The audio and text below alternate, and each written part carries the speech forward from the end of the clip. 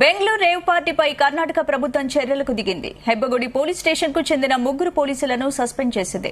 Hebbagudi police station ASI Narayana స్వామితో పాటు head constable Girish, constable దేవరాజుపై సస్పెన్షన్ వేటు వేసింది.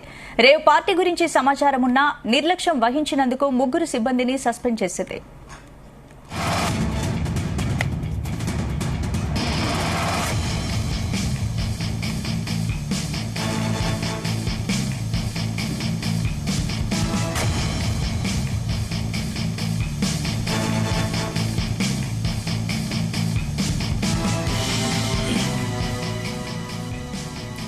బెంగళూరు రేవ్ పార్టీపై కర్ణాటక ప్రభుత్వం చర్యలకు దిగింది. హెబ్బగుడి పోలీస్ స్టేషన్ కు చెందిన 3 పోలీసులను సస్పెండ్ చేసినట్టు తెలుస్తోంది. ఇక ఇదే అంశానికి సంబంధించి పూర్తి అప్డేట్స్ మా క్రైమ్ బ్యూరో చీఫ్ రవితేజ అందిస్తారు. రవితేజ, బెంగళూరు రేవ్ పార్టీ కేసులో నిర్లక్ష్యంగా వ్యవహరించినటువంటి అధికారులపైన వేటు వేస్తూ పోలీస్ శాఖ ఈ నిర్ణయం తీసుకున్నట్టుగా సమాచారం అందుతుంది.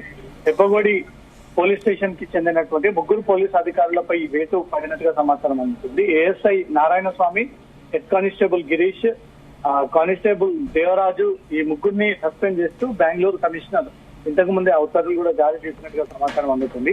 ఈ బెంగళూరు రేవ్ పార్టీ గురించి ముందుగానే సమాచారం ఉన్నా నిర్లక్ష్యంగా వ్యవహరించినందుకు, ఆ రేవ్ పార్టీని ముందస్తుగానే భగ్నం చేయనందుకు అక్కడికి వెళ్లి తనిఖీ చేసి ఉన్నా అక్కడ వెళ్లి ఈ రేవ్ పార్టీ జరపకూడదంటూ కూడా పోలీసులు ఆదేశాలు ఇచ్చినా ఇంతవరకు ఆ సిచ్యువేషన్ వచ్చేది కాదు, ఆ డ్రగ్స్ అక్కడికి చేరేవి కాదు, ఇంతమంది అక్కడ గ్యాదర్ అయ్యేటువంటి అవకాశాలు కూడా లేకపోతుండే అనేది మాత్రం పోలీసులు భావిస్తూ ఎవరైతే ముందస్తు సమాచారం ఉన్నా కూడా వాటిపై చర్యలు తీసుకోకుండా వాటిని అరికట్టకుండా వీరు దాని దగ్గరుండి ఎంకరేజ్ చేశారు, వీరి నేతృత్వంలో జరిగిందనే దాంతో కూడా పోలీసుల పైన విమర్శలు పెరగడంతో ఎవరైతే దీనికి కారణమైనటువంటి అధికారులను గుర్తించి ఆ రోజు శనివారం మొదలుకొని ఆదివారం ఉదయం తెల్లవారుజామున వరకు కూడా డ్యూటీలో ఎవరున్నారు, ఎవరికి ముందు సమాచారం ఉందనే దానిపై కూడా అధికారులు దీనిపై వెరిఫై చేసి ఆ టైంలో డ్యూటీ ఉన్నటువంటి అధికారులు హెబ్బగూడ పోలీస్ స్టేషన్ కి చెందినటువంటి ASI Narayana Swamy, head constable Girish, Devaraju ఈ 3 కూడా ఆ రోజు డ్యూటీలో ఉండి రేవ్ పార్టీని అడ్డుకోలేకపోయారు, చర్యలు తీసుకోలేకపోయారంటూ మాత్రం గుర్తించి ఆ 3 పైన సస్పెన్షన్ వేటు వేస్తూ ఉత్తర్వులు జారీ చేయడం జరిగింది.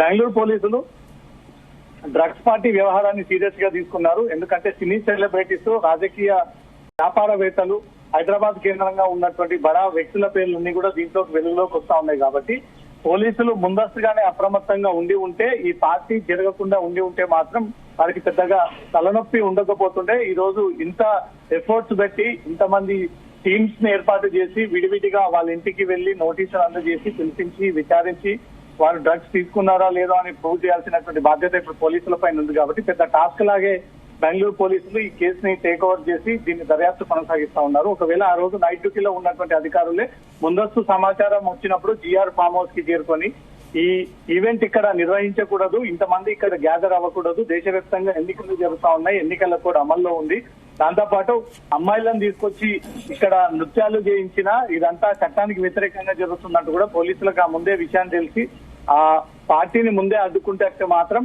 ఇంత పెద్ద స్థాయిలో దీనికి వైరల్ గా అవ్వడం గానీ, ఇంతమంది అక్కడ గ్యాదరింగ్ అవ్వడం గానీ, ఇంతమంది సెలబ్రిటీస్ అక్కడ చేరుకోకపోతుండే అనేది మాత్రం పోలీసులు భావించి దీనికి కారకులై డ్యూటీలో ఉండి నిర్లక్ష్యంగా వ్యవహరించినటువంటి 3 అధికారులపై సస్పెన్షన్ వేటు వేస్తూ బెంగళూరు సిపి ఈ నిర్ణయాన్ని తీసుకొని ఉత్తర్వులు జారీ చేసినట్టుగా సమాచారం అందుతుంది. అంటే రవితేజ, ఇప్పుడు ముందే రేవ్ పార్టీ గురించి తెలిసినా కూడా పోలీస్ వ్యవస్థనే నిర్లక్ష్యం వహించడాన్ని ఎలా చూడొచ్చు? ఎవరు కూడా ముందుగా రేవ్ పార్టీ జరుపుకుంటున్నామంటూ నిర్వాహకులు ఆ సమాచారాన్ని ఇవ్వరు. కేవలం బర్త్డే పార్టీ జరుపుకుంటాము, లిమిటెడ్ గా 30 మంది మాత్రమే హాజరవుతున్నారు, దాంట్లో అమ్మాయిలు ఉండరు, కేవలం అబ్బాయిలు మాత్రమే ఉంటారు, ఎలాంటి మత్తు పదార్థాలని దీంట్లో రానివ్వకుండా ఆ జాగ్రత్తలు తీసుకుంటాము, సౌండ్ కూడా ముందుగానే స్టార్టింగ్ లో కొంత తక్కువ డిసేబుల్స్ యూజ్ చేసినా ఆ తర్వాత అర్ధరాత్రి తర్వాత ఎక్కువగా డిసేబుల్స్ ని యూజ్ చేశారనేది కూడా పోలీసుల విచారణలో బయటపడింది. ఇదంతా కూడా పోలీసుల సమక్షంలో జరిగింది, పోలీసులకి ముందస్తుగానే సమాచారం ఉంది, పోలీసులు దీనికి అనుమతి ఇచ్చారనేది మాత్రమే భావిస్తూ వీరిపైన సస్పెన్షన్ వేటు వేశారు.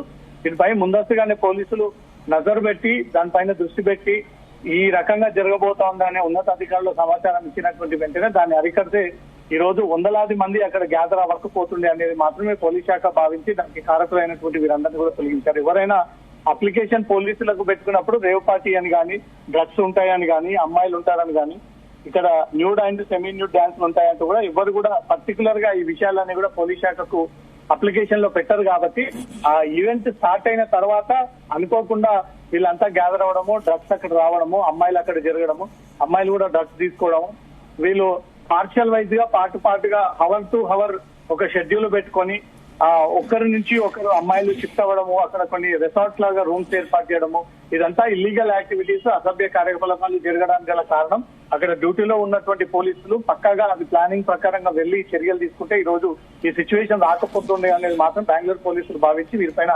సస్పెన్షన్ వేటు వేసినట్టుగా తెలుస్తుంది. ఇంకా ఆ రోజు విధుల్లో ఎవరైనా ఉన్నారా, ముందస్తుగానే వారికి సమాచారం వచ్చిందా, ఎవరైనా పొలిటికల్ ఇన్ఫ్లుయెన్స్ ఉపయోగించి ఈ పోలీసులను మేనేజ్ చేయగలరా అనే దానిపై కూడా పూర్తి స్థాయిలో విచారణ జరుపుతా ఉన్నారు. Right, thank you Ravitej.